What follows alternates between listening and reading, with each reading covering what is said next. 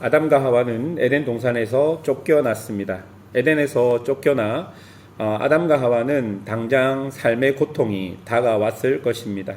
동산에서는 수고하지 않아도 먹을 것이 있었는데 동산 밖에서는 그렇지 않았습니다. 아담과 하와는 다시 에덴 동산으로 돌아가고 싶은 마음이 가득했을 것입니다. 그리고 그 소망을 여자의 후손이라는 하나님의 약속에 두었을 것입니다. 그리고 드디어 첫 아들이 태어났습니다. 아담과 하와는 내가 여호와로 말미암아 득남하였다라고 고백하며 아들의 이름을 가인이라고 지었습니다. 아마도 아담과 하와는 가인을 낳고 가인을 여자의 후손으로 생각했었을 수도 있을 것입니다. 그리고 이제 다시 에덴으로 돌아갈 수 있겠다 싶었을 것입니다. 그런데 그런 소망을 오래 가지지는 못했습니다. 2절을 보십시오. 2절에 보면 둘째 아들을 낳았는데 그의 이름을 아벨이라고 하였다라고 기록됩니다. 여러분, 아벨의 이름은 한숨입니다. 그리고 덧없음, 헛됨 등등으로 아무 소망 없는 아담과 하와의 심리 상태를 보여주고 있습니다. 가인을 낳았을 때는 하나님으로 인해서 득남하였다. 그런데 아벨을 낳았을 때는 헛되다, 덧없다, 아무 의미 없다 라고 이름을 지었습니다. 그래서 어떤 성경학자는 여자의 후손인 줄 알았던 가인의 모습과 또 가인이 태어났는데도 다시 에덴으로 돌아가지 못하는 현실 속에서 둘째를 낳은 아담과 하와가 자신들에게는 아무런 소망 없다는 것을 알고 둘째 이름을 아벨이라고 지었을 것이다 라고도 해석하기도 합니다. 여러분, 소망은요, 하나님께 있지 우리에게 있지 않습니다.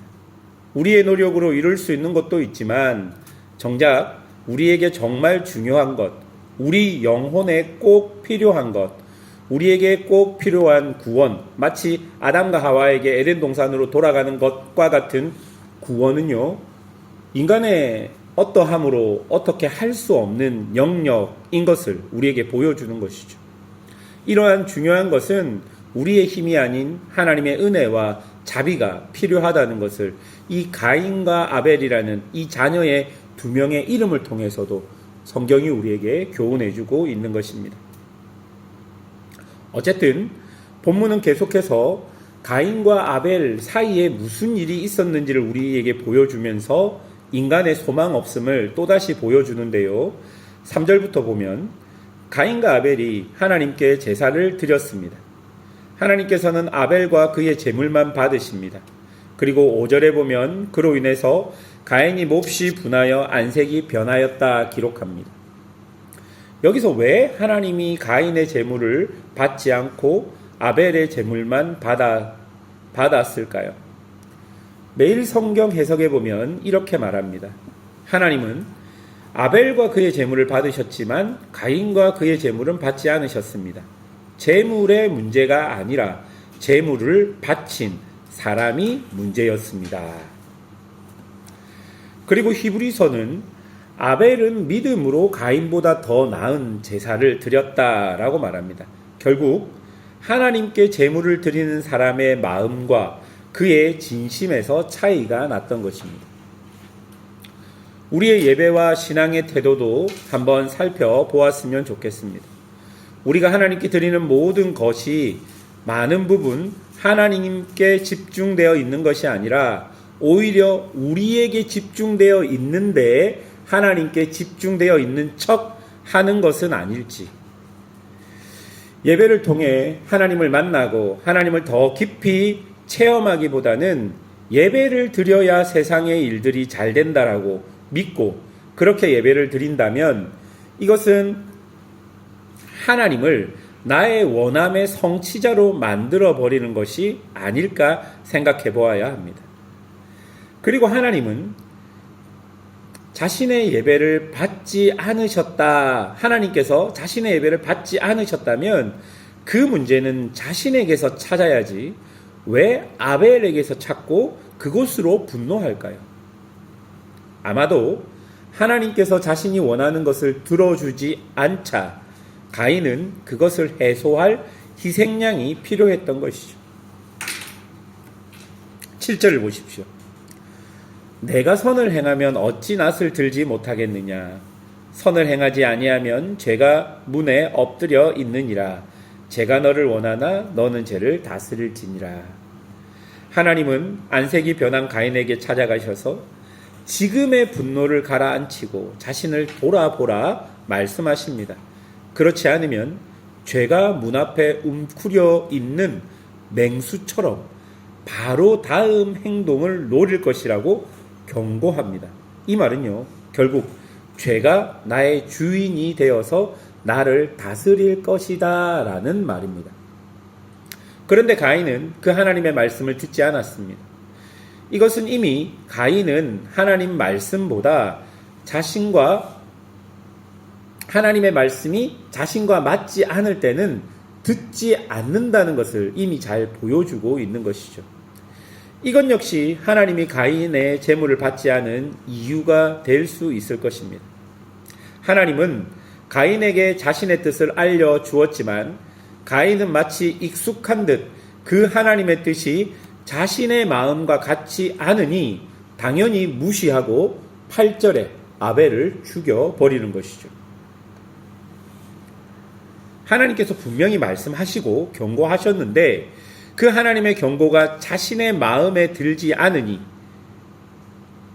가인은 하나님의 말씀을 듣지 않았던 것입니다. 그런데 이것이요, 그냥 한번 그렇게 한 게 아니라 마치 익숙한 듯 그렇게 하였다라는 것이죠. 이미 가인은 하나님에 대한 어떤 태도를 가지고 있는지 이 본문이 계속 우리에게 설명해주고 있는 것입니다. 그리고 9절을 보십시오. 하나님이 가인에게 말합니다. 아벨이 어디 있느냐? 여러분, 이렇게 하나님이 물어보신다는 것은 가인에게 다시 한번 기회를 주신 것입니다.